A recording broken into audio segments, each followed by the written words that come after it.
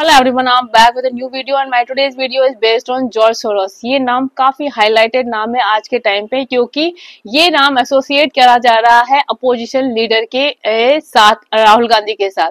यदि आप इनके आइडियोलॉजी या इनके स्टेटमेंट सुनेंगे तो आपको काफी कुछ रेलेवेंट लगेगा, क्योंकि जिस तरह से ये इंडियन डेमोक्रेसी को टारगेट करते रहे या प्रेजेंट गवर्नमेंट को टारगेट करते रहे हैं, डिक्टेटरशिप की बात करते रहे, इंडिया के अगेंस्ट में जिस तरह से फेक नरेशन स्प्रेड कर रहे हैं, उससे साफ लगता है कि हमारे कंट्री के अपोजिशन लीडर इनसे कितने इन्फ्लुएंस हैं और इनकी बातों को कितना सीरियसली लेकर इन्होंने इलेक्शन के टाइम में हमारे कंट्री में फेक नरेशन स्प्रेड करना शुरू कर दिया डेमोक्रेसी एंड डिक्टेटरशिप को लेकर।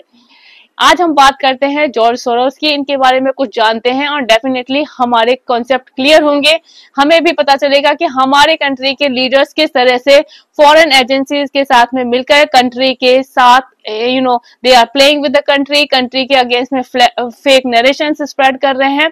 तो आज बात करते हैं जॉर्ज सोरोस की। George Soros is an Hungarian American based billionaire and he is a philanthropist, he is a political activist, he is born in Hungary, Budapest में इनका जन्म हुआ है। उसके बाद ही मूव टू इंग्लैंड, वहां पर इन्होंने अपनी एजुकेशन ली। लंदन स्कूल ऑफ इकोनॉमिक्स से इन्होंने अपनी डिग्री ली। उसके बाद उन्होंने फाइनेंस में अपना करियर स्टार्ट करा। इसके बाद ही शिफ्टेड टू न्यूयॉर्क में इन्होंने अपनी कंपनी बनाई 1970 में सोरोस फंड मैनेजमेंट करके, एंड 1984 में इन्होंने बनाई ओपन सोसाइटी फाउंडेशन।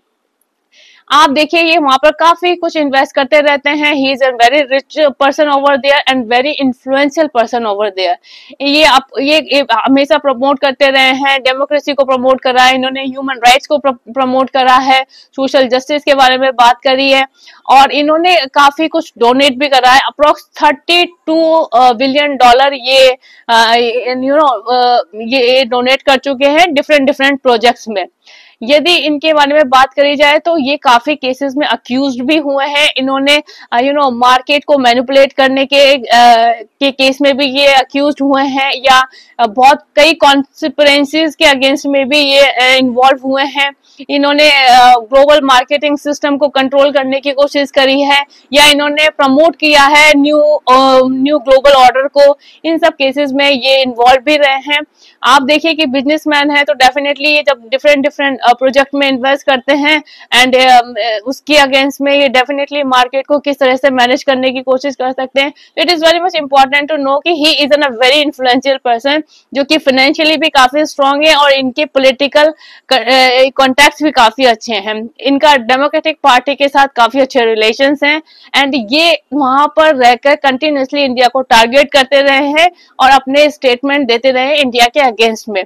इन्होंने काफी कुछ डेमोक्रेसी और डिक्टेटरशिप को लेकर बातें करी है इंडिया के अगेंस्ट में, और आप देखिए कि हमारे कंट्री के अपोजिशन लीडर इनसे किस तरह से इन्फ्लुएंस है। और आप सोच सकते हैं कि जो पर्सन इतना फाइनेंशियल स्ट्रांग है या जो इतना इन्फ्लुएंशियल है अमेरिका में, वो किस तरह से कंट्रोल करता है हमारे कंट्री के लीडर्स को। मैंने आपसे पहले भी बात करी थी प्रेशर ग्रुप या हमने डीप स्टेट की बात करी थी। उसमें मैंने कहा था कि काफी इन्फ्लुएंशियल लोग होते हैं जो कि पॉलिटिकल लीडर्स को इन्फ्लुएंस करते हैं। यदि पॉलिटिकल लीडर बहुत स्ट्रांग है, लोगों में उसमें काफी अप्रोच है, पब्लिक उसको ब्लाइंडली ट्रस्ट करती है, तो डेफिनेटली लीडर स्ट्रांगली आता है, वो अपनी बातों को प्रॉपर रख सकता है। बट जो लीडर इतना स्ट्रांग नहीं होता, वो हमेशा क्या करता है कि दूसरे लोगों की बातों में आके उनके अकॉर्डिंग डिसीजन लेता है। तो यदि मैं बात करती हूँ अपोजिशन लीडर की, तो हम सभी जानते हैं कि उनकी लीडरशिप किस लेवल की है, कितने स्ट्रांग लीडर हैं, कितने स्मार्टली वो अपनी बात को रखते हैं। तो डेफिनेटली उस तरह के लीडर ऐसे इन्फ्लुएंशियल लोगों के बहकावे में आते हैं, उसी तरह से अपने स्टेटमेंट देते हैं। In fact I am concern about the countries image, कि ऐसे लीडर जो कंट्री की इमेज को भी नेगेटिव प्रेटेंड करवाते हैं दूसरों के इन्फ्लुएंस में आके, ये बहुत ही नेगेटिव है। हमें ऐसे लोगों के बारे में समझना चाहिए। उन लोगों को उस लेवल पे हमें कभी नहीं पहुंचाना चाहिए जिसकी वो ग्रीड रख रहे हैं और कंट्री के साथ कितना नेगेटिव रोल प्ले कर रहे हैं। So we should understand such kind of the leader and importance of the leaders who are doing well for the country. So what do you guys think about it? Suggest me your thought. Bye bye, have a nice time.